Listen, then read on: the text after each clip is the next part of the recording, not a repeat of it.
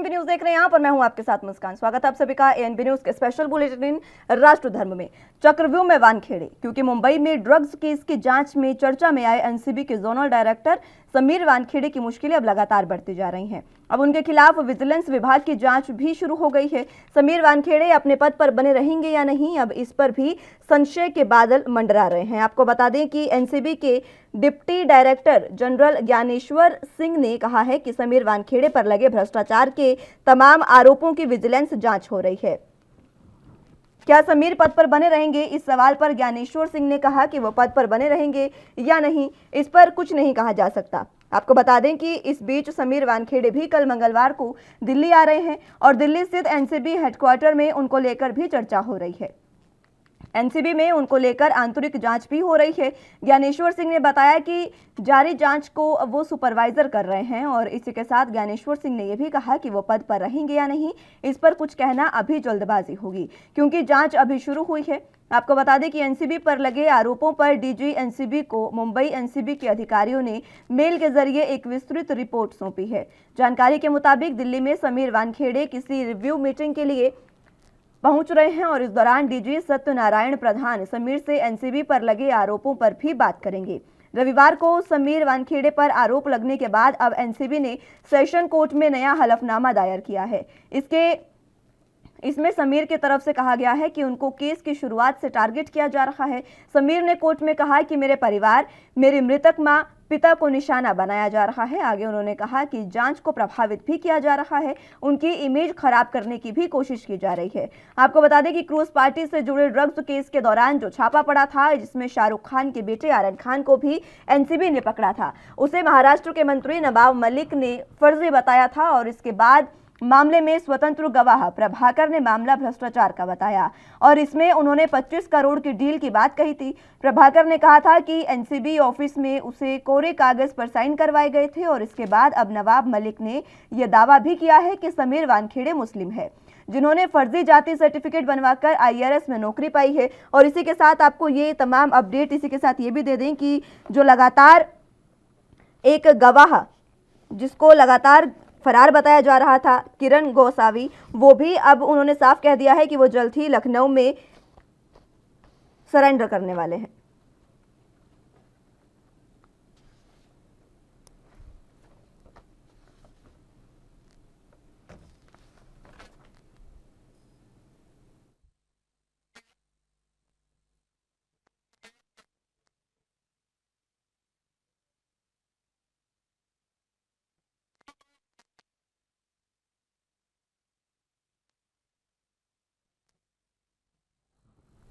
तो इसी पर चर्चा की शुरुआत करते हैं। हमारे साथ दोनों गेस्ट मौजूद हैं, उनका तारुफ आपसे करवा देते हैं। रत्नाकर सिंह जी हमारे साथ कांग्रेस का पक्ष रखने के लिए मौजूद हैं और इसी के साथ खेमचंद शर्मा जी हमारे साथ बीजेपी का पक्ष रखने के लिए मौजूद हैं। बहुत स्वागत है आप दोनों का एएनबी न्यूज पर। लगातार जिस तरीके से ये जो मामला बढ़ता जा रहा है, रत्नाकर सिंह जी सबसे पहले आप ही के पास आना चाहूंगी, क्योंकि आप ही के द्वारा ये तमाम आरोप लगाए गए हैं। आप ही के साथ गठबंधन में महाराष्ट्र में ये पार्टी है, तमाम तीनों पार्टियां गठबंधन में है और उन्होंने आरोप लगाए हैं कि ये जो जांच चल रही है वो पूरे तरीके से फर्जी है। देखिए, ये प्रकरण जो है पूरी तरह से एक साजिश के तहत जो है क्रूज पे जो है रेड किया गया और वहाँ पे जो लोग इन्वॉल्व थे, चाहे भानुशाली हो, चाहे केपी गोसावी हो, ये सारे लोग जो इन्वॉल्व थे, कहीं न कहीं पहले से ही इस पूरे रेड पे शक था। जहाँ की हमारे मंत्री नवाब मलिक ने इस पूरे प्रकरण को जो पटाक्षेप किया है, वो सारे साक्ष्यों के साथ उन्होंने पटाक्षेप किया है कि किस तरह से समीर वानखेड़े जो है 25 करोड़ की उगाही के लिए इस तरह का पूरा जो है इन्होंने एक व्यू रचा और उसमें एक सॉफ्ट टारगेट जो होते हैं बॉलीवुड के लोग, उनके शाहरुख खान के लड़के आर्यन खान को उसमें पकड़ा गया और अभी तो यह साक्ष्य भी प्राप्त हो गया है कि किस तरह से उन्होंने 25 करोड़ जो है शाहरुख खान से मांग की थी, लेकिन उसमें 8 करोड़ जो है वो समीर वानखेड़े को भी जाने थे। तो इस तरह का जो है जो एक प्रक्रिया जो किया गया, उसमें कहीं न कहीं महाराष्ट्र सरकार को बदनाम करने के लिए किया गया है और पहले भी यह जांच एजेंसियां जो है महाराष्ट्र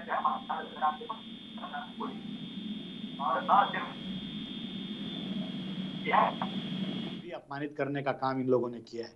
ठीक है, खेमचंद शर्मा जी आपके पास आना चाहूंगी, स्टार्टिंग कमेंट आपका भी जानना चाहूंगी। लगातार बीजेपी पर आरोप लगा रही है, चाहे फिर वो कांग्रेस हो, एनसीपी हो या फिर शिवसेना, लगातार आरोप लगाए जा रहे हैं बीजेपी पर कि बीजेपी जो है वो जांच एजेंसियों का गलत इस्तेमाल और दुरुपयोग करते नजर आ रही है, और इसी वजह से ये तमाम मुद्दा भी उठा। देखिए, महाराष्ट्र वसूली जो गवर्नमेंट है वो सिर्फ वसूली में लगी हुई है या फिर जो ड्रग माफिया हैं उनको बचाने में लगी हुई है।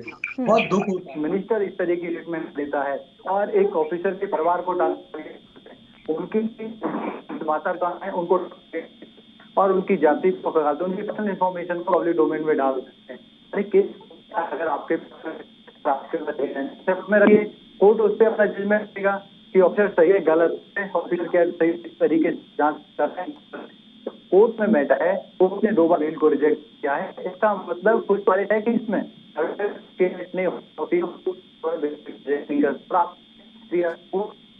आपका कोर्ट हो गया, आपका एजेंसी जो इन्वेस्टिगेशन कर रहे हो कि भाई कौन गलत है कौन सही है, इससे पता चलता है आप डेस्परेट हो और कहीं ना कहीं आपको डर है कि आपकी गर्दन तक भी हाथ पहुंचने वाला है, आपकी भी उसमें इन्वॉल्वमेंट है, महाराष्ट्र की सरकार की उसमें इन्वॉल्वमेंट है, बहुत सारे मिनिस्टर ऑफिसर उसमें मिले हुए हैं, इसीलिए परेशानी है, इसीलिए ये आप कह सकते हैं ये लोग डरे हुए हैं और उसमें तड़पड़ाए हुए हैं और तड़पड़ाहट में ये गलतियां कर रहे हैं। इस तरीके की गलती किसी मिनिस्टर से शोभा नहीं देती कि वो पब्लिक डोमेन में एक ऑफिसर की पर्सनल लाइफ को उछालें और उनपे अनगल आरोप लगाएं। अगर कोई फैक्ट होता तो कोर्ट में जाते, कोर्ट में रखते, उनको पता है कि कोर्ट में रखने लायक उनके पास कुछ नहीं है, कोर्ट में अगर वो जाएंगे तो उनकी धज्जियां उड़ जाएंगी, वो वहां पे कुछ प्रूव नहीं कर पाएंगे। और हम तो कहते हैं अगर आपके पास फैक्ट है, उनमें सच्चाई है,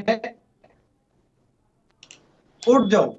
और अगर ऑफिसर गलत, मतलब ये नहीं कि ड्रग माफ रखा जाएगा, जो भी व्यक्ति हो, किसी का भी हो, सेलिब्रिटी का हो या नॉर्मल परिवार से हो, अगर ड्रग की ट्रेड में या ड्रग कंजम्पशन में पाया जाता है तो उस पर कार्रवाई होनी चाहिए, क्योंकि एक ऐसी बीमारी है, कैंसर की तरह बीमारी है जो समाज को खराब कर रही है। उनको आप बचाने का कोशिश क्यों कर रहे हो? आप उनको बचाने की भरसक प्रयास कर रहे हो, लगातार नए नए हथकंडे अपना रहे हो और एजेंसी पे दबाव बनाने की कोशिश कर रहे हो, उनको बदनाम करने की कोशिश कर रहे हो। ये बहुत ही दुर्भाग्यपूर्ण है। ठीक है, आप दोनों का स्टार्टिंग कमेंट हो चुका है, डिबेट ओपन करेंगे, अब आप एक दूसरे से क्रॉस क्वेश्चन कर सकते हैं। आपके पास रत्नाकर सिंह जी आना चाहूंगी। लगातार आप पर ही आरोप लगा दिए गए हैं, खेमचंद शर्मा जी हमारे साथ बीजेपी से मौजूद हैं, उन्होंने कहा कि आप पर जांच की जा सकती है, इसलिए आप ये जो तमाम चीजें हैं वो कर रहे हैं और इसीलिए आप बीजेपी पर और एनसीबी पर लगातार आरोप लगा रहे हैं। और एक बात तो सच है, जब सुशांत सिंह राजपूत केस हुआ था उसमें जब एनसीपी ने तमाम जांच की थी, उसमें नवाब मलिक के दामाद का नाम, समीर खान का नाम सामने आया था और इसी वजह से अब नवाब मलिक जो है वो ही अकेले इस बात को उठा रहे हैं।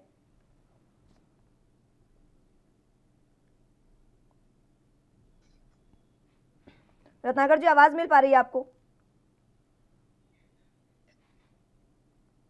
चलिए, संपर्क उनसे टूट गया, एक बार फिर से उनको जोड़ने की कोशिश करेंगे। खेमचंद जी, आपके पास एक बार फिर से आना चाहूंगी। ये सवाल तो देखिए वाजिब है, क्योंकि जब सुशांत सिंह राजपूत केस हुआ था उस समय में समीर खान जो नवाब मलिक के दामाद थे उनका नाम सामने आया था और उसमें कई घंटों लंबी पूछताछ की गई थी एनसीबी द्वारा समीर खान से, और उसके बाद अब मात्र एक वही नेता, वही नवाब मलिक आज सवाल उठाते नजर आ रहे हैं और बाकी जो तमाम पार्टियां हैं गठबंधन में है, इसलिए उनको सवाल उठाना होगा। चलिए, हमारे साथ रत्नाकर सिंह जी एक बार फिर से जुड़ चुके हैं। रत्नाकर जी,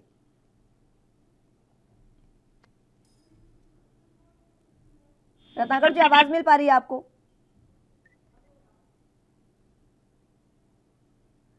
चलिए, खेमचंद शर्मा जी, आप ही के पास इस सवाल के साथ आना चाहूंगी। देखिए, नवाब मलिक जी को डर है कि उनकी गर्दन पकड़ी ना जाए, उनका जो दामाद है वो पकड़े ना जाए और इसीलिए वो हथकंडे अपना रहे हैं और जो सरकारी तंत्र है उसका उपयोग करके वो एजेंसीज को बदनाम करने की कोशिश कर रहे हैं, ऑफिसर को बदनाम करने की कोशिश कर रहे हैं, जांच को प्रभावित करने की कोशिश कर रहे हैं, जांच को डिरेल करने की कोशिश कर रहे हैं। ये दुर्भाग्यपूर्ण है जब कोर्ट में मैटर है और उसमें एक सरकार पूरे तरीके से सिस्टमेटिक तरीके से उस जांच को प्रभावित करने की कोशिश कर रही है। इससे पता चलता है कि चोर की दाढ़ी में तिनका है, वो साफ साफ दिख रहा है और ये उस सेलिब्रिटी के बच्चों को बचाने की कोशिश नहीं है, अपनी जान बचाने की कोशिश है और अपनी गर्दन पे जो जांच एजेंसियों का हाथ आ सकता है उसको बचाने की कोशिश है। जी, मुझे मौका दीजिए। सरकार है वो सिर्फ और सिर्फ वसूली में लगी हुई है और सिर्फ जो वहां पे ड्रग माफिया है उनसे कमीशन खोरी में लगी हुई है, उनको जनता से कोई लेना देना नहीं है। पीछे भी पता चला किस तरीके से वहां पे कोविड के टाइम में जो स्थिति थी वो खराब हुई, किस तरीके से उनके जो बेकार एडमिनिस्ट्रेशन था, उसकी वजह से महामारी ने वहां पे भयावह रूप लिया। सबसे ज्यादा और सबसे भारी नुकसान महाराष्ट्र में हुआ और उसकी वजह से आसपास के स्टेट्स में बीमारी फैले। हमने सभी ने देखा।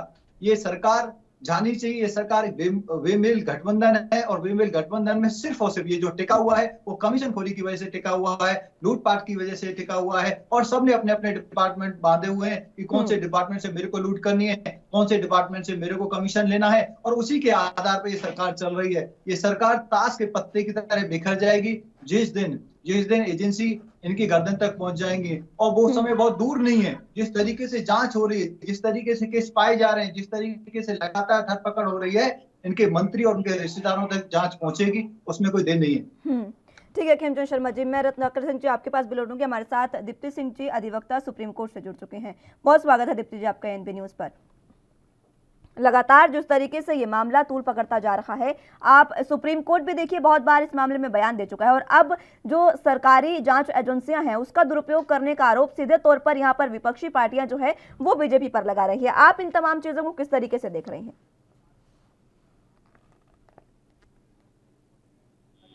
पॉलिटिक्स से बात करने का मतलब ये है कि अगली बार शायद मैं किसी से कभी सुनने के लिए आ नहीं पाऊँ, तो मैं आपको सिर्फ यही बता पाऊंगी कि देखिए जिस तरीके से सुप्रीम कोर्ट इससे बोलती आ रही है या और भी एजेंसियां बोल रही हैं, फिलहाल जांच एजेंसी है एनसीबी, और इसमें बहुत सारी चीजें इनके पास सब्सटेंशियल प्रूफ है, एविडेंसेस हैं, जिसके बिहाफ पे इतने सारे चेन पकड़े जा रहे हैं। और अगर कोई अपना काम कर रहा है तो उस हिसाब से लीगली तौर पे हम लोगों को कभी इंटरफेयर नहीं करना चाहिए। इससे कहीं ना कहीं इन्फ्लुएंस होता है जांच के ऊपर और जो प्रोसीडिंग चल रही है।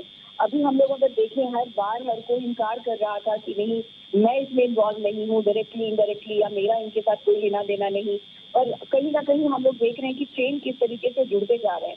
अब हम लोगों ने देखा कि अनन्या पांडे इसमें आ गई हैं और लगातार उनसे भी तीसरे दिन की आज पूछताछ चली है। और शुरुआत में उनका भी था कि नहीं मैंने कुछ खास बातचीत नहीं हुई है, मेरी और आर्यन की नॉर्मल दोस्ती थी, लेकिन जिस तरीके के सर्कमस्टेंशियल एविडेंसेस हैं वो उनके खिलाफ बहुत हद तक चले गए हैं। अभी क्या है कि सिर्फ कहना और चैट ही नहीं निकल के आए हैं, सामने आ गई है कि दोनों के बीच में कुछ फाइनेंशियल ट्रांजेक्शन भी हुए हैं।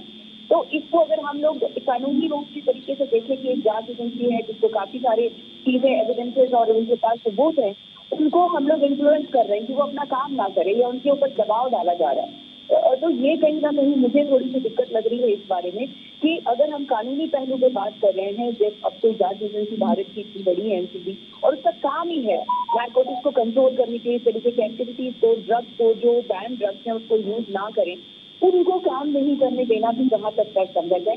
ये बीजेपी आए, कांग्रेस आए या कोई भी और दल आए, उससे लेना देना नहीं है।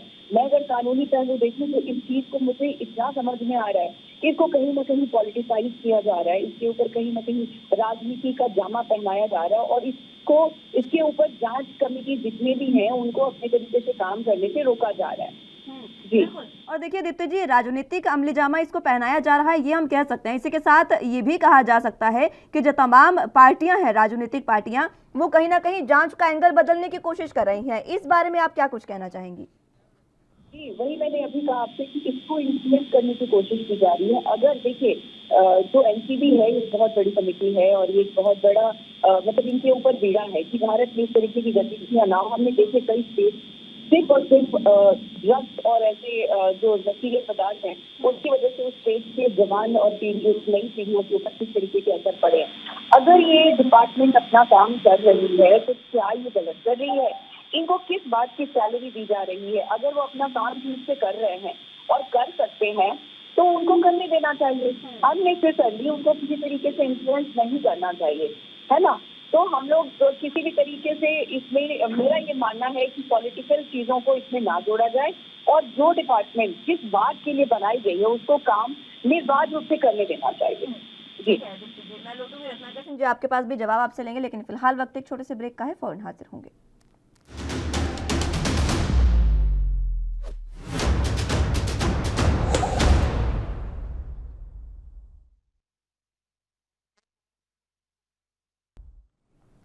ब्रेक के बाद एक बार फिर से स्वागत है आप सभी का। तो चक्रव्यूह में वानखेड़े, इसी पर एक बार फिर से बातचीत करेंगे, चर्चा की शुरुआत करते हैं। तीनों गेस्ट हमारे साथ मौजूद हैं, उन्हीं का सीधे रुख करते हैं। रत्नाकर सिंह जी, आपके पास में आना चाहूंगी। अब लगातार जिस तरीके से आरोप लगा रहे हैं, मेरा सवाल एक बार फिर से आपसे यही रहेगा, लगातार सिर्फ और सिर्फ नवाब मलिक जो हैं वही इस मामले में सवाल उठाते नजर आ रहे हैं और शुरुआत से वो आरोप लगाते नजर आ रहे हैं। अब अगर समय की सुई को थोड़ा सा पीछे अगर घुमाएं तो नवाब मलिक के दामाद का जो नाम है समीर खान जो है, उनका नाम एनसीबी ने उनसे पूछताछ बहुत लंबे समय से की थी और उस समय की थी जब सुशांत सिंह राजपूत का केस सामने आया था और उस समय भी एनसीबी इसमें तमाम कार्रवाई कर रही थी। कहीं उसी के लिए तो भरे बैठे होंगे नवाब मलिक, इसीलिए बार बार एनसीबी पर आरोप लगाए जा रहे हैं। देखिए, जो एजेंसियों के ऊपर आरोप लगाए जा रहे हैं, ये कोई एक व्यक्ति किसी व्यक्तिगत कोई आरोप नहीं लगाया जा रहा है। कांग्रेस पार्टी भी इस पे कई बार प्रेस कॉन्फ्रेंस कर चुकी है और मुद्दे को बड़े संजीदा तरीके से उसको उठा चुकी है। देखिए, जो जांच एजेंसी है, ये मैं दो बातों का जवाब देना चाहता हूँ। एक तो मेरे भाई ने जो बोला है खेमचंद की वसूली की सरकार है, और दूसरी मेरी बहन ने बोला है कि अगर वो जांच कर रहे हैं तो उसमें बुराई क्या है। मैं दो मुद्दों पे बात करना चाहता हूँ। पहली चीज, ये जो बोल रहे हैं कि ये वसूली की सरकार है, महाराष्ट्र विकास आघाड़ी सरकार को बदनाम करने की कितनी कोशिश की जा रही है, मैं आपको ये बता देना चाहता हूं।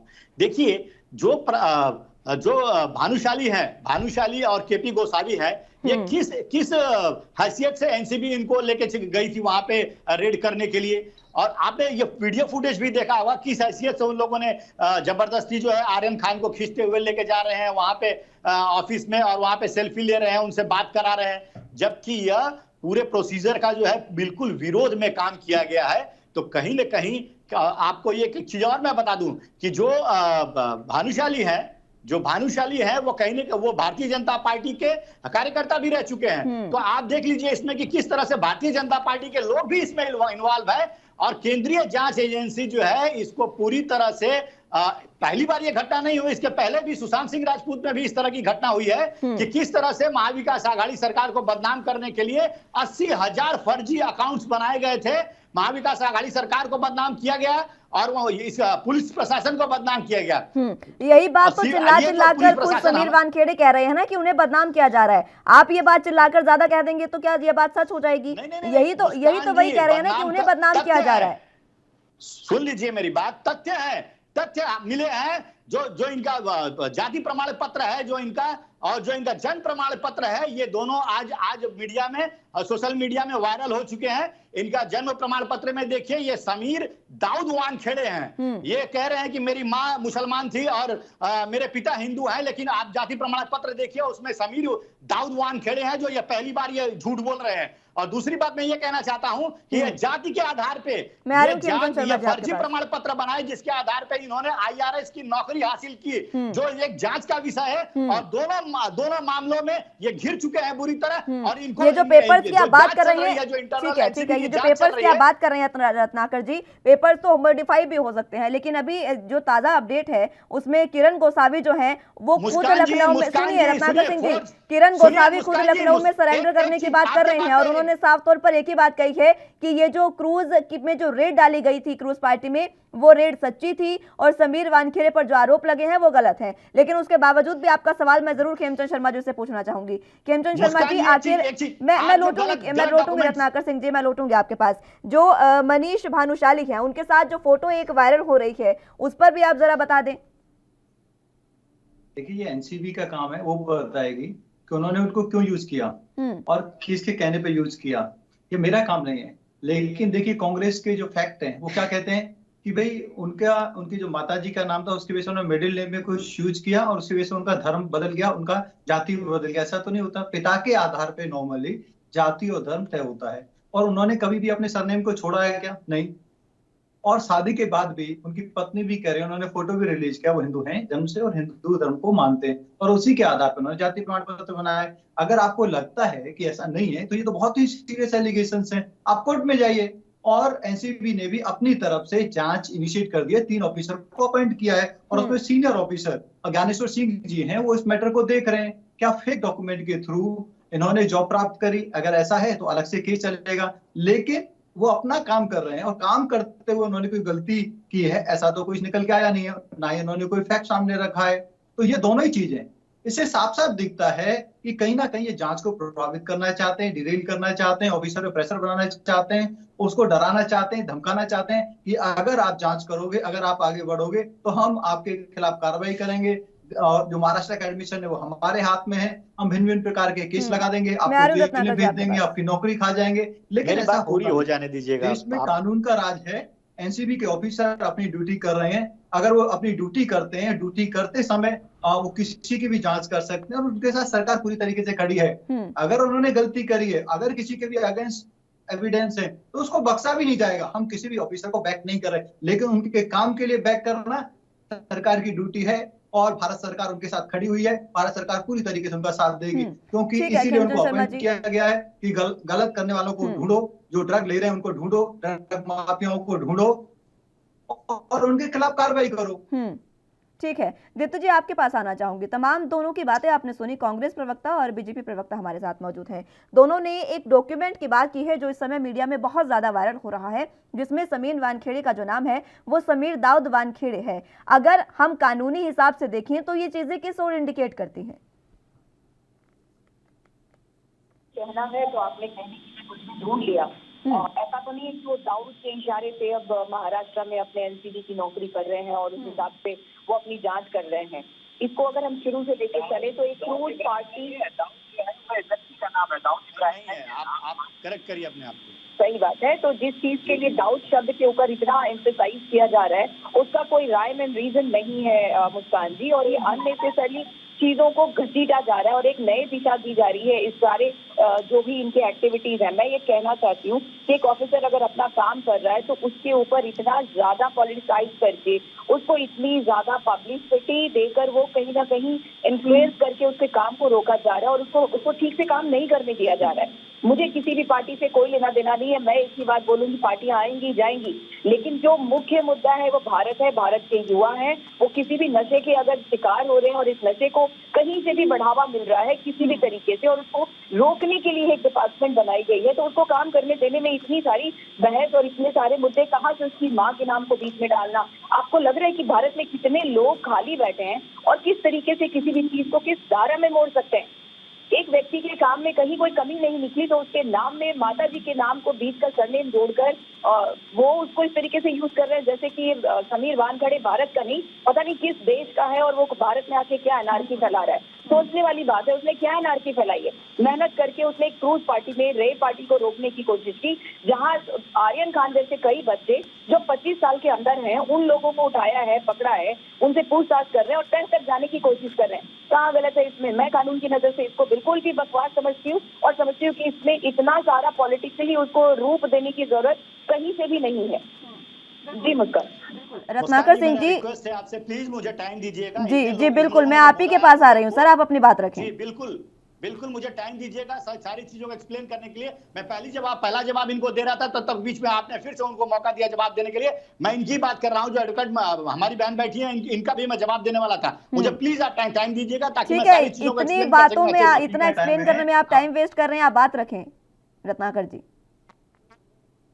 देखिए, जो ये आरोप लगा रहे हैं कि ये वसूली की सरकार है, आज मैं इस भाई से पूछना चाहता हूं जो एनसीबी के इतना जो प्रोएक्टिवली जो एडवोकेटिंग जो कर रही हैं, ये लोग को ये नहीं पता है कि अभी जो गवाह है, जो स्वतंत्र गवाह हैं, जो प्रभाकर शायल स्वतंत्र गवाह है, वो अपना गवाही दे रहा है कि 25 करोड़ के उसके सामने जो है वसूली के लिए शाहरुख खान को फोन किया गया और वो हलफनामा है, वो लिखित हलफनामा दिया गया है। और दूसरा गवाह जो इनका जो कह रहे थे कि ये इंडिपेंडेंट विटनेस है, वो विटनेस फरार है। तो आप कहीं ना कहीं आप ये सोच सकते हैं कि कितने हद तक इसको जो है मैनिपुलेट किया गया और मैनिपुलेट करने के बाद जो है वो रेड किया गया और रेड करने के बाद ये उगाही करने का काम जो है किया गया एनसीबी के अधिकारियों के द्वारा। जी, और दूसरी मेरी बहन जो कह रही है अभी कि अगर वो एक अधिकारी अपना काम कर रहा है, तो मैं ये बताना चाहता हूं कि अधिकारी अपना काम कर रहा है, हम उसके काम पे खुश है वो काम करे और जो भी अपराधी है, जो भी इसमें इन्वॉल्व है, उसको पकड़े, गिरफ्तार करे और उसको जो कोर्ट सजा देनी है दे। लेकिन मैं दूसरी चीज ये भी पूछना चाहता हूं कि मेरी बहन को कि वो 3000 किलो ड्रग्स जो मुंद्रा पोर्ट पे पकड़ा गया था, उसके बारे में भी जरा आप लोग जरा आवाज उठाइए और भारतीय जनता पार्टी की सरकार से पूछिए कि इतनी मात्रा में जो ड्रग्स अफगानिस्तान से जो मुंद्रा पोर्ट पे आया है उसके बारे में कौन मंगाया है और वो कहां पे सप्लाई करना था, और इसके पहले भी 25,000 किलो ड्रग्स आ चुके हैं, वो ड्रग्स कहां गए हैं। तो ये सारी चीजों को के लिए आवाज उठानी चाहिए थी। जी दीप्ति जी कुछ कहना चाह रही हैं। जी मुस्कान अगर ये कह रहे कि हलफनामा किसी चश्मदीद गवाह ने दिया है, तो मैं भी चश्मदीद गवाह हूँ, मैं भी कुछ भी हलफनामा दे सकती हूँ कि जो हमारे टीवी पे बैठे हैं इस समय पैनलिस्ट, इन लोगों को मैंने मर्डर करते देखा हुआ। तो ये कहने से एविडेंस नहीं बन जाता। अभी आपने बात की, मैंने बीच में नहीं बोला, मुझे कंप्लीट करने बिल्कुल बिल्कुल। ठीक है दीप्ति जी, मैं आपके पास भी लौटूंगी एक बार फिर से। वक्त एक छोटे से ब्रेक का है, फौरन हाजिर होंगे।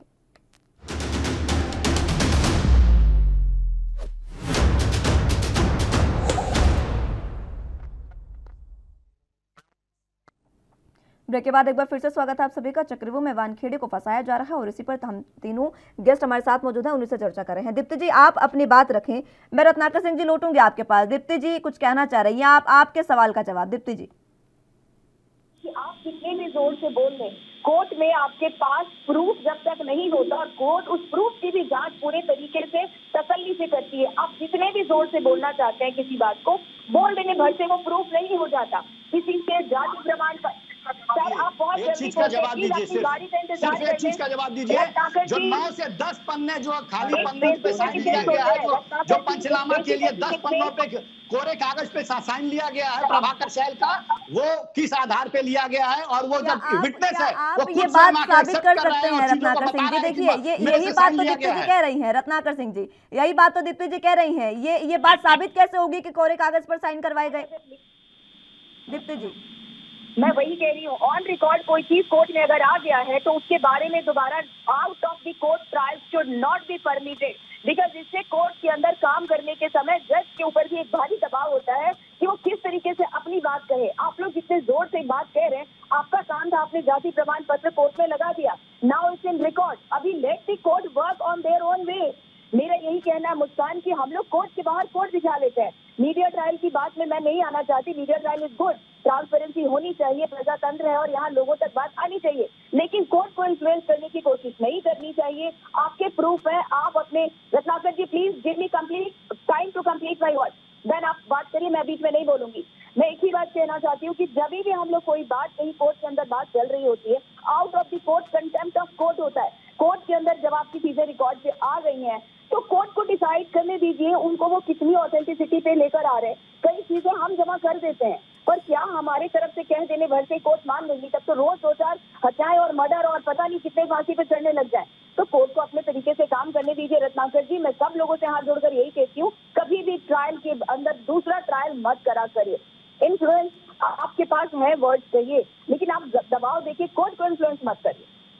जी Muskan, I think I am done with my Ratnakar Singh ji को बहुत कुछ अगेंस्ट ऑफ दी कोर्ट, लेकिन जो भी ये कह रहे हैं ना, कोर्ट के ऊपर प्रश्न चिन्ह उठा रहे हैं और मैं इनको अलाउ नहीं करूंगी ये प्रश्न चिन्ह उठाने के लिए कि कोर्ट अपने तरीके से काम करे या इनके तरीके से काम करे।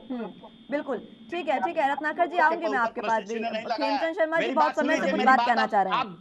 आप शांति से मेरी बात सुन लीजिए, आप शांति से। हेलो, मैं लौटूंगी रत्नाकर सिंह जी, मैं लौटूंगी। देखिए खेमचंद शर्मा जी बहुत देर से कुछ कहना चाह रहे हैं, उनकी भी बात सुन लेते हैं। मैं लौटूंगी आपके पास। जो शिवसेना की सरकार है वो उस केस में फंस रही है। आप बताइए, महाराष्ट्र में जांच चल रही है, महाराष्ट्र में किसकी सरकार है, लोकल एडमिनिस्ट्रेशन किसके पास है, प्रेशर कौन बना रहा है, बयानबाजी कौन कर रहा है, मीडिया में कौन आ रहा है, अधिकारियों को कौन डराने धमकाने की कोशिश कर रहा है, वो कांग्रेस एनसीपी शिवसेना की सरकार।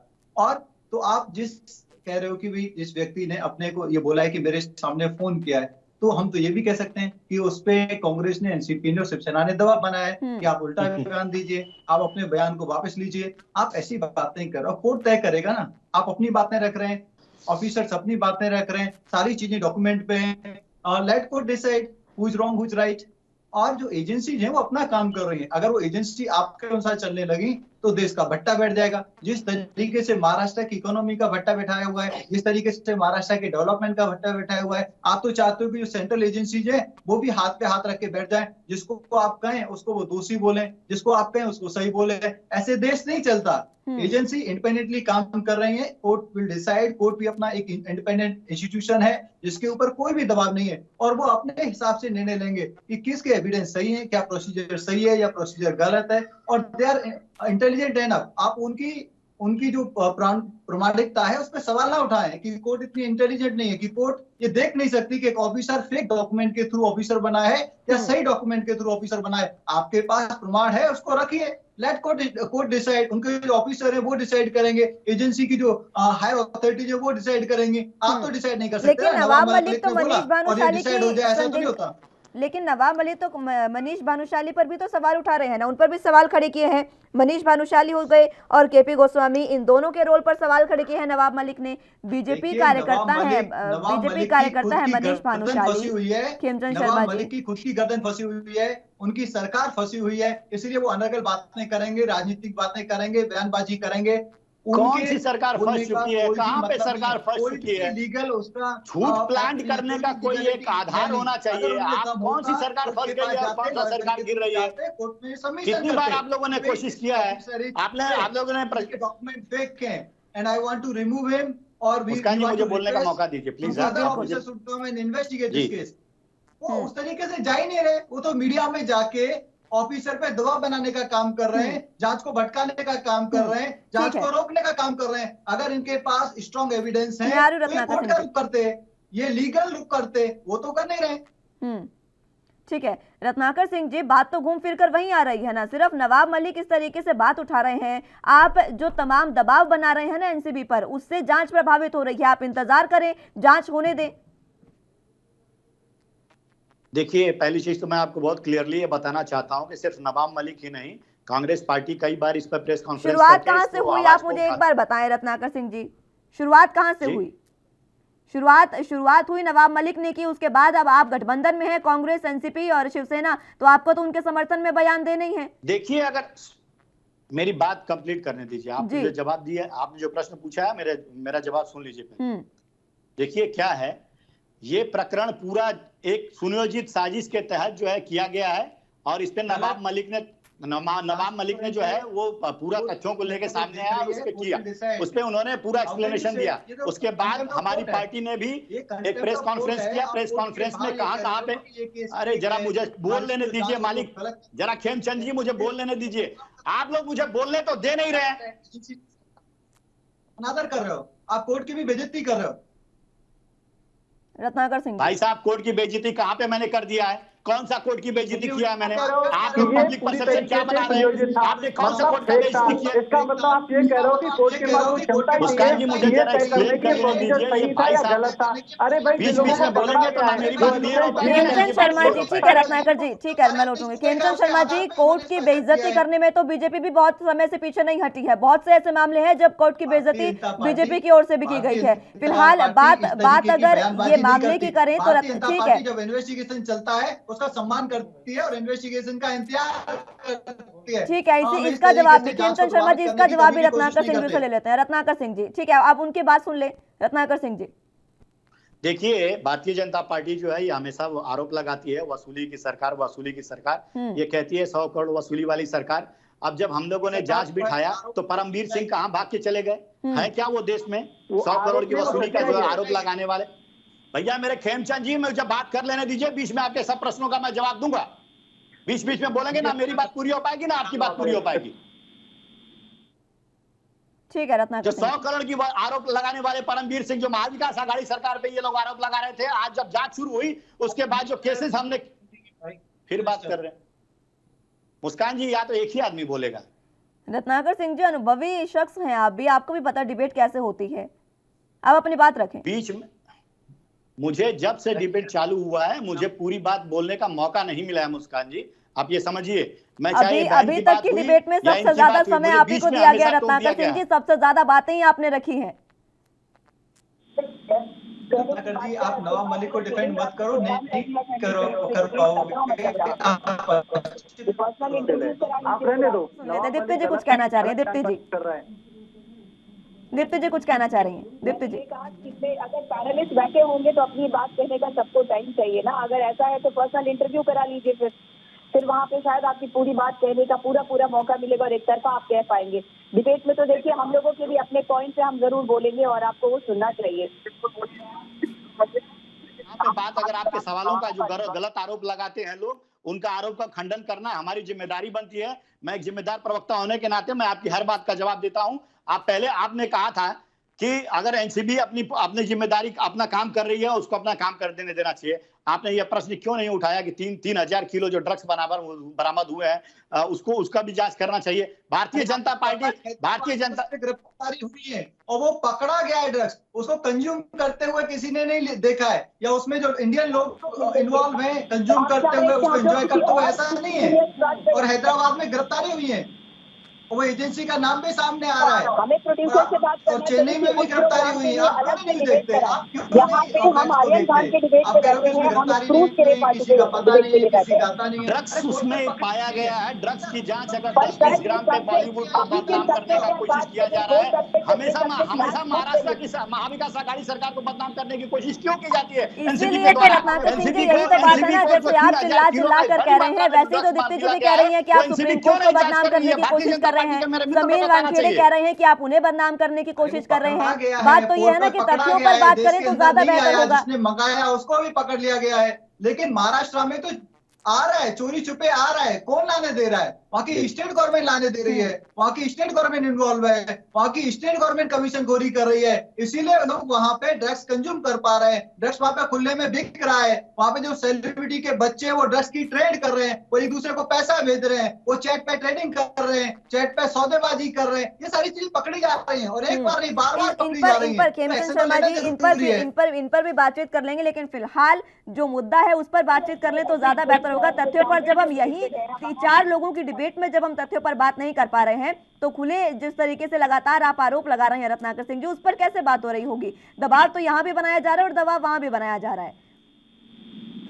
रत्नाकर सिंह जी देखिए, सुन लीजिए, मानना है कि बहुत सारे और स्टेट हैं जो बीजेपी गवर्न नहीं है, वहाँ पे ड्रग्स की पैकिंग किस तरीके से हो रही है, ड्रग्स से व्यापार किस तरीके से हो रहे हैं, आई थिंक हमारे रत्नाकर भाई को बहुत अच्छे से पता है। लेकिन हम लोग वहाँ के कंट्रोलियन बन जाते हैं जहाँ पे कि कांग्रेस के ही किसी उनके जो कहते हैं दोस्ती वाले किसी की पार्टी होती है, वहाँ पे ये लोग अपनी कंट्रोलियन बन जाते हैं। अदरवाइज बाकी जगह पे इनकी जबान चुप रहते हैं और यहाँ तकलीफ है। भारत को अपना देश बनाइए, ये सस्ते पॉलिटिक्स आप लोग को ले डूबेगा और ये कहीं ना कहीं हमारे युवाओं के ऊपर पड़ रहा है। आपके पॉलिटिक्स ने पंजाब को खत्म कर दिया, आपके पॉलिटिक्स में कई और स्टेट्स हैं जहाँ पे इस तरीके के ड्रग्स को कभी कुछ नहीं कहा गया।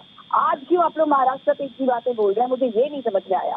बाकी समय भी तो आपके पास मौका था, वहां क्यों नहीं कहा आपने कि ड्रग्स को लेके इस तरीके की बातें यहाँ हो रही है, इसको 2 साल की चीजें चाहिए। आप चाहते ही नहीं कि देश में सुधार का काम हो। देखिए, मैं तो सिर्फ सुधार की बात करूंगी, आपकी पार्टी की लड़ाई आप लोग लड़ लीजिए, मैं उसमें कुछ नहीं बोलूंगी। बिल्कुल, और इसी वजह से दीप्ति जी मैंने इस बात को ज्यादा तूल नहीं दिया, क्योंकि जिस तरीके से खेमचंद शर्मा जी बार बार कह रहे थे कि यहाँ ड्रग्स वहाँ ड्रग्स, स्टेट लेवल पर अगर इस बात को खोदा जाए तो ये डिबेट किसी और ही लेवल पर चली जाएगी। दोनों ही पार्टी के राज्य हैं जहां पर पूरे तरीके से ड्रग्स का कारोबार हो रहा है। फिलहाल बात एक बार फिर से इसी मुद्दे की कर ले। मैं दोनों ही काम करने में फर्क है। एक तरफ वसूली हो रही है, खेमचंद शर्मा जी, ठीक है, इस मुद्दे पर मैं इसीलिए कह रही हूँ ना, इस मुद्दे पर नहीं जाते हैं, रोका जा रहा है, इस मुद्दे पर नहीं जाते हैं। जो मुद्दा है उसी पर रहकर बात करते हैं और तथ्यों पर बात करते हैं। रत्नाकर सिंह जी, अब आप अपनी बात रखें। देखिए, सबसे बड़ा प्रश्न ये है कि भारतीय जनता पार्टी के कार्यकर्ता को रेड में शामिल किया गया, जो गोसावी को शामिल किया गया। आपको पता होना चाहिए कि जब एनसीबी अपना अगर कोई भी अगर उसमें लिप्त है आदमी, उसको पाया जाता है तो उसको एक हैंडओवर करने की एक पूरी प्रक्रिया होती है, उसमें डॉक्यूमेंटेशन कंप्लीट करना होता है। लेकिन जिस प्रकार से देखा गया कि क्रूज रेड में जिन्होंने नियम की धज्जियों को उड़ाया, वहां पे आपने देखा कि किस तरह से सेल्फी खींचा जा रहा है, किस तरह से फोन पे बात किया जा रहा है, तो ये कहीं ना कहीं नियम कानून की धज्जियां उड़ाई गई। आपने ये भी देखा, सुना प्रभाकर शैल की बात को सुना कि किस तरह से 9 से 10 पेज पे जो पंचनामा वहां पे नहीं हुआ, पंचनामा के लिए 9 से 10 कोरे कागज पे उन्होंने साइन लिया। तो ये कहीं ना कहीं फर्जीवाड़े की तरफ जो है संकेत देते हैं। और ये समीर वानखेड़े का इतिहास रहा है कि उन्होंने हमेशा बॉलीवुड के लोगों को धमकाने का, वसूली करने का उन्होंने काम किया है ऐसा, और ये तथ्य जो है सामने निकल के आया है और ये आज मीडिया में सर्कुलेट है और ये प्रूफ हो चुका है कि वो किस तरह से अपना फर्जीवाड़ा पूरा रैकेट चला रहे थे यहाँ पे और वसूली का काम कर रहे थे। और एनसीबी जो एक केंद्रीय जांच एजेंसी है, वो केंद्रीय जांच एजेंसी का सहारा लेकर के और कुछ बीजेपी के कार्यकर्ता और नेता लोग महाविकास आघाड़ी सरकार को बदनाम करने की कोशिश कर रहे हैं। ठीक है, आप खेमचंद शर्मा जी की बात सुन लेते हैं। खेमचंद शर्मा जी आपकी बातों में कुछ कहना चाह रहे हैं। खेमचंद शर्मा जी। मुस्कान जी, मेरे को ऐसा लगता है, हो सकता है कि जिस तरह की बातें कर रहे हैं आम जनता को ना पता हो, लेकिन कोर्ट को तो पक्का पता होगा कि क्या प्रोसीजर होता है, एनसीबी का क्या प्रोसीजर नहीं होता। कोर्ट के पास जब केस है तो कोर्ट ये तय करेगी कि एनसीबी ने प्रॉपर प्रोसीजर अपनाया या नहीं अपनाया, वो रेड फेक थी या फिर वो जेन्युइन थी, या उसमें कुछ खामियां थी, या उन्होंने प्रॉपर प्रोसीजर अपनाया। Let court decide. अगर आप ये कहते हो कि कोर्ट को ही नहीं पता, कोर्ट जानती नहीं है, कोर्ट को कानून नहीं आता, कोर्ट ही गलत है, कोर्ट ही डंप है, तो बात अलग। अगर कोर्ट को पता है तो कोर्ट डिसाइड करेगी, और हम किसी ऑफिसर को डिफेंड नहीं कर रहे। अगर समीर वानखेड़े गलत हैं, अगर उन्होंने कुछ फेक डॉक्यूमेंट के थ्रू जॉब ली है या फिर उन्होंने किसी से वसूली का कॉल किया है, उनपे तो जो जांच है वो इनिशिएट हो चुकी है। 3 ऑफिसर देख रहे हैं उनके एलिगेशन जो उन पे लगाए, क्या वो एलिगेशन सही है या गलत है। लेकिन नवाब साहब क्यों मीडिया में गए, क्यों कोर्ट में नहीं गए? अगर उनके पास एविडेंस होता तो कोर्ट में जाते, वो बताते, वो कहते, क्यों नहीं गए? इससे पता चलता है कि चोर की दाढ़ी में तिनका है। वो कुछ बचाना चाहते हैं, किसी को धमकाना चाहते हैं, किसी को परेशान करना चाहते हैं। जिस तरीके से अर्नब गोस्वामी को उन्होंने उठाया, जिस तरीके से अर्नब गोस्वामी एक वेल नोन पत्रकार हैं, वेल नोन डिबेटर हैं और एक बड़े टीवी चैनल पे काम करते हैं, उनको परेशान किया गया, उनको धमकाया गया, तो ये ऑफिसर तो एक बहुत छोटा है उनके सामने स्टेटस में। तो वैसे इस ऑफिसर पे दबाव बनाया जा रहा है कि भाई आप नहीं मानोगे तो हम आपको खत्म कर देंगे। जब हम बड़े बड़े लोगों को जेल में डाल सकते हैं तो तुम्हारी तो क्या औकात है। तो इससे पता चलता है कि ये जांच को भटकाना चाहते हैं, लटकाना चाहते हैं, देर करना चाहते हैं, एविडेंस को सफाया करना चाहते हैं और कुछ लोगों को बचाना चाहते हैं। देखिए, शाहरुख खान के अगेंस्ट भारतीय जनता पार्टी को कुछ भी नहीं है, और भारतीय जनता पार्टी नहीं चाहती किसी का भी बच्चा पकड़ा जाए। अरे क्यों? हम ये भी नहीं चाहते किसी का बच्चा इस तरीके की ड्रग्स में इन्वॉल्व और उनका सेवन करे या उनको सप्लाई मिले। लेकिन अगर पकड़े गए हैं तो उनको ही जांच होनी चाहिए, उनको सजा मिलनी चाहिए, ताकि वो फ्यूचर में अपने करियर को खराब ना करें, अपने जीवन को खराब ना करें, और जो सेलिब्रिटी है उनके बच्चे भी इसमें इन्वॉल्व ना हो। और हमें अपने देश को, अपने प्रदेश को और अपनी जनता को बचाना है, ना कि अपने जो पर्सनल रिलेशन है, अपने जो पर्सनल हित हैं, उनकी वजह से जांच एजेंसियों को बदनाम करना है। जांच एजेंसियों को बदनाम करना सबसे आसान है, लेकिन सच्चाई होती है। रेड सच्ची है, कोर्ट डिसाइड करेगी, गलत लोगों को छोड़ा नहीं जाएगा। अब जो महाअघाड़ी सरकार है, जब महाअफ्लूट सरकार बोलो, जब जो करप्शन की सरकार है, वो अब फंस गई है। अब निकलने का कोई तरीका बचता नहीं, ताश के पत्तों की तरह वो जल्दी ढह जाएगी, ये सबके सामने आ जाएगा। ठीक है, अब बार बार कोर्ट की बात हो रही है, मैं लौटूंगी रत्नाकर जी आपके पास। एक कोर्ट पे ही जवाब देना चाहता हूं। बिल्कुल आप अपनी बात रखिएगा। मैं दीप्ति जी एक बार आपके पास आना चाहूंगी। अभी लगातार जो बात हो रही है कि उन्होंने गलत तरीके से अपनी नौकरी हासिल की है, मैं कानूनी रूप से जानना चाहूंगी आपसे कि अगर ऐसा होता है, अगर ऐसा है तो फिर उनके खिलाफ किस तरीके की कार्रवाई हो सकती है? क्योंकि लगातार आरोप यही लग रहे हैं कि उनका करियर खराब करने के लिए ये तमाम चीजें हो रही हैं। ये आश्चर्य हो रहा है कि इतने बड़े देश के जांच एजेंसी के ऊपर और इस तरीके से एलिगेशंस लग रहा है, ऑल ऑफ अ सडन सब जब एक केस के मामले में वो बहुत एक्टिवली काम कर रहे हैं। मुझे ये लग रहा है कि जब उनके सर्टिफिकेट्स को क्वेश्चन करना था तो इससे पहले क्यों नहीं किया गया? ये तो बहुत सोचने वाली बात है कि ये बंदा आज से तो आपके समीर वानखेड़े जॉब में है नहीं, इन्होंने जिस भी तरीके से जॉब ली, लीगली इलीगली इन्फ्लुएंस करके, जो भी करके, ये तब क्यों कहा जा रहा है जब आर्यन खान के केस चल रहे हैं और उसमें बहुत एक्टिवली पार्ट ले रहे हैं और बहुत तह तक जा रहे हैं। मैं किसी की वकालत नहीं कर रही, मुझे ना तो समीर वानखेड़े में कोई इंटरेस्ट है, ना आर्यन खान के किसी में। मुझे तो ये लगता है कि हमारे देश के लोग तब क्यों जाग जाते हैं जब कहीं कोई एक अपना काम कर रहा होता है, तब तक क्यों नहीं, जब उसके पहले उठ जाना चाहिए था ना, ताकि वो इसके बहुत पहले इतने बड़े जो डैमेज हो रहे हैं, इतना बड़ा नाम खराब हो रहा है कि देश के इतने बड़े जांच एजेंसी के अंदर तो लोग ऐसे इस तरीके से नौकरियां हासिल करते हैं, ये पहले हो गया होता। यानी कि वो आप उससे भी सवाल कर रहे हैं जो इनको नौकरी देते हैं। आपको पता है ऐसे किसी भी जॉब में आने से पहले, एडमिनिस्ट्रेटिव जॉब में आने से पहले कितने सारे स्टेजेस से जांच पड़ताल होके तब आदमी गुजरता है। अब जब वो जॉब में है, जब वो बहुत दिनों से काम कर रहा है, बहुत दिनों से जांच पड़ताल में है, तो हम उसके जाति सर्टिफिकेट जमा कर रहे हैं या हम उसके काम करने के तरीके को कह रहे हैं कि वो तो शुरू से ही उगाही करने वाला था, वो तो शुरू से ही फिल्म के हीरो हीरोइनों को टॉर्चर करता है और पैसे निकालता है। ये सारी बातें तो पहले ही थी, तो उसके ऊपर एक्शन पहले लेने की बात क्यों नहीं हुई? ये तब क्यों की जा रही है जब वो एक काम कर रहा है?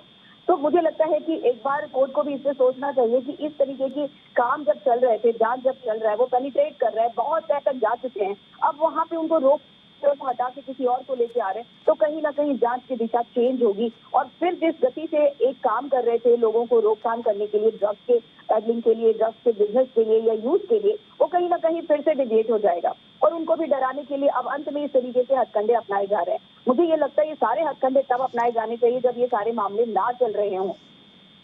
जी ठीक है, मैं लौटूंगी आप तीनों के पास एक बार फिर से। फिलहाल वक्त एक छोटे से ब्रेक का है, फौरन हाजिर होंगे।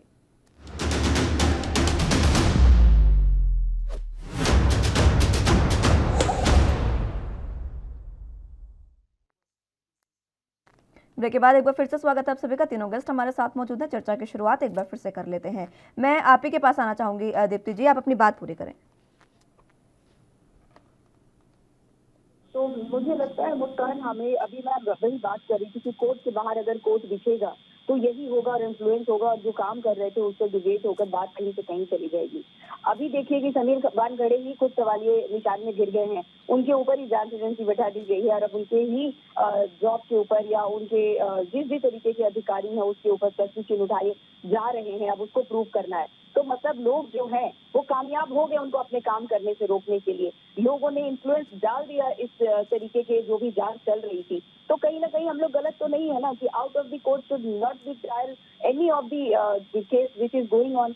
अभी हम लोगों को ये लग रहा है कि ये तो काम खत्म हो गया, अब आप देख लीजिए इसमें कुछ नहीं होने जा रहा है। समीर वानखेड़े अब किसी सवालिया निशान में घिरेंगे, अब वो दिल्ली आ गए हैं शायद आज, और अब उनके ऊपर दिल्ली में पूछताछ की जाएगी। तो अब मुंबई में क्या हो रहा है, वो किनको बुला के अनन्या पांडे को और दुनिया भर के और जितने लोग उससे जुड़े हुए थे, तार जुड़ते चले जा रहे थे और वो पूछताछ कर रहे थे। मुझे ये नहीं पता कि कितने फिल्म स्टार इसमें जुड़े हैं, लेकिन कहीं ना कहीं ये फिल्म स्टार और उनके बच्चों को हम नकल करते हैं, हमारे बच्चे उनको नकल करते हैं और उनको ही अपना एक तरह से आइडल मानते हैं।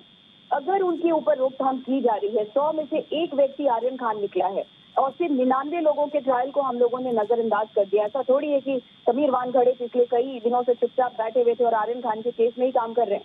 मुझे ये लग रहा है कि जब 99 केस चल रहे थे तब लोगों का ध्यान समीर वानखेड़े की तरफ नहीं था। अब जबकि केस चलने लग गया और इसमें एक बहुत बड़े फिल्म के स्टार का बच्चा जुड़ गया है, तो हम लोग अब समीर वानखेड़े के वो सारे अगले पिछले काम को जुड़ा देंगे जिसमें ये लग जाएगा कि ये बंदा तो खुद ही गलत है।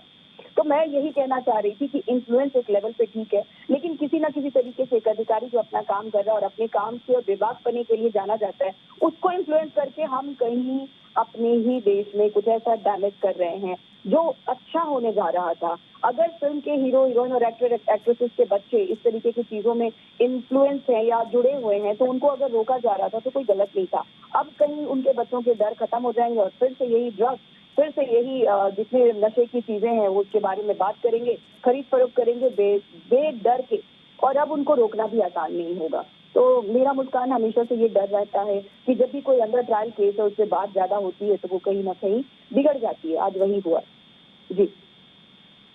दीप्ति जी के जो सवाल है ना वो बहुत बहुत वाजिब हैं और उनके जवाब आपको देने होंगे कि आखिर इतना दबाव क्यों बनाया जा रहा है, आप किस दिशा में जांच को लेकर जाना चाह रहे हैं।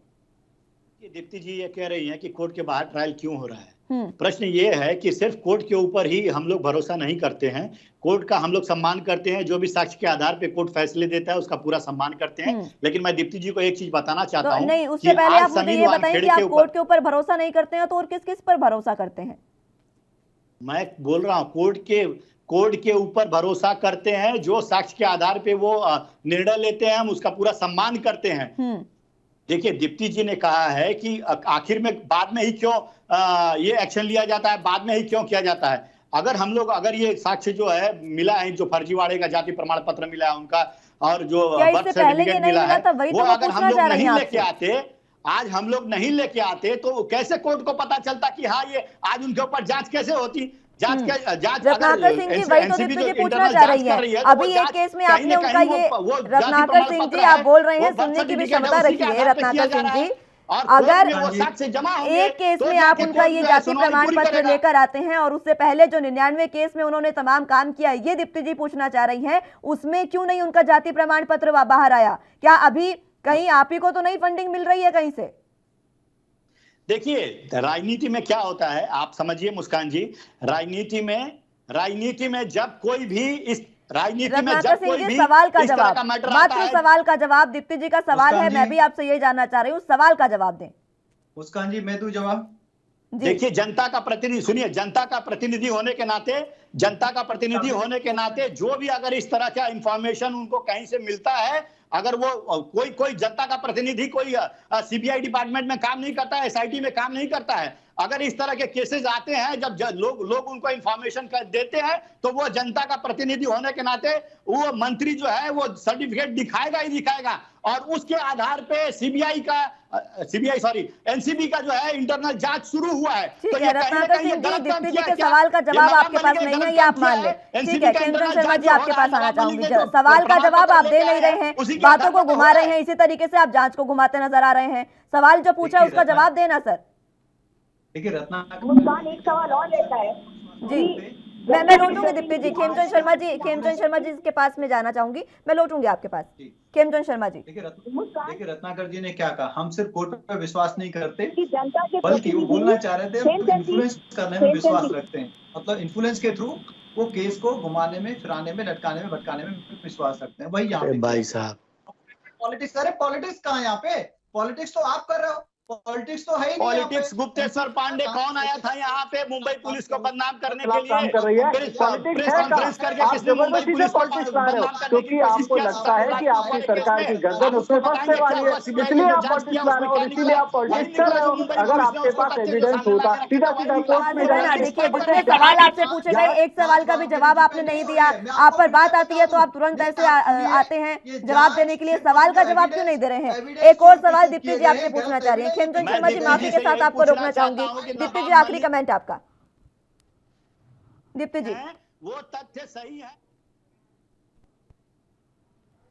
ठीक है, समीर वानखेड़े की तस्वीरें दिखा देते हैं। दिल्ली था, फिलहाल की सीधी तस्वीरें आपको दिखा रहे हैं। मैं आप तीनों को रोकना चाहूंगी। फिलहाल समीर वानखेड़े की सीधी तस्वीरें आपको दिखा रहे हैं, जहां पर लगातार उनको दिल्ली जाना था और उसके बाद दिल्ली पहुंचने वाले हैं, लेकिन फिलहाल वो कुछ बोलते नजर नहीं आ रहे हैं। कुछ भी उन्होंने नहीं बोला है मीडिया के सामने।